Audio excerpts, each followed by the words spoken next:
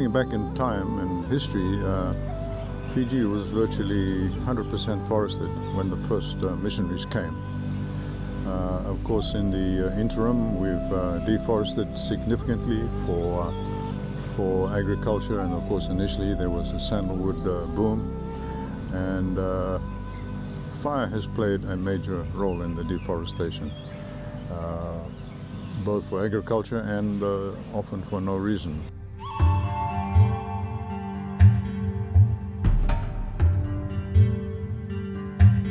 In Fiji, forests cover approximately 58% of the land area and provide an important contribution to the economic, environment, and cultural well-being of the country. Unfortunately, uncontrolled burning of fires in some parts of the country is a major concern that is threatening the survival of some of our remaining forests. The loss of forests due to fires is resulting in the loss of biodiversity, both above and below ground, and is accelerating soil loss, which is causing siltation and drying up of some of our streams. Frequent burning of some of our landscape has badly degraded the affected land to the extent that it will take a very long time for the land to recover, if at all. We will examine and explore the issue of forest fires in Fiji. A National Forest and Rural Fire Management workshop to develop a framework for a National Forest and Rural Fire Management strategy for Fiji was held in Sigatoka, Fiji in November 2017. In opening the workshop, the Minister for Agriculture, the Honourable Inia Seru Ratu, reiterated the Fiji government's support to the work of the Reforest project and highlighted the important need for a national strategy to manage forest fires.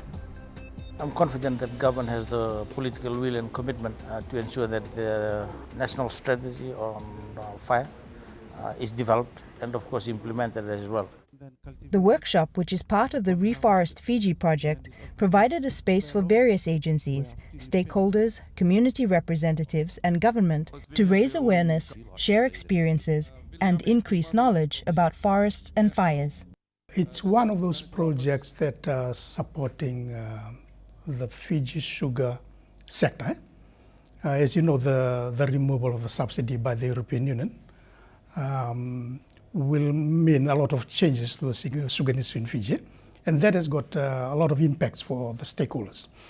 And one of these is the Reforest Fiji project, which is supposed to be planting a relatively large area of different types of tree planting models. Managing the land so that it can provide for future generations. The facilitators of the workshop were a team from the Institute of Foresters of Australia, Foresters Without Borders. They held major consultations with stakeholders around the country before drawing up a discussion paper that they shared with relevant stakeholders and partners during the workshop. We travelled around and caught up with stakeholders in late September across the various agricultural and sugar and forestry, non-government, tourism sectors, is we found that this particular strategy isn't just going to be able to focus on forestry. It's a much larger issue. Fire in Fiji is a much larger issue than just forest fires. So one of our largest findings is that this probably needs to be a rural and forest fire management strategy. Throughout the workshop, there was open discussion and sharing of important issues, which would contribute towards the development of the National Forest and Rural Fire Management Strategy and the urgency of having it endorsed and implemented.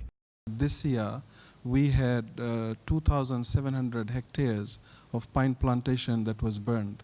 And this happened only over the last 6 weeks or so, particularly before the rain came in about 3 weeks ago. For 1 month prior to that, we had 2,700 hectares.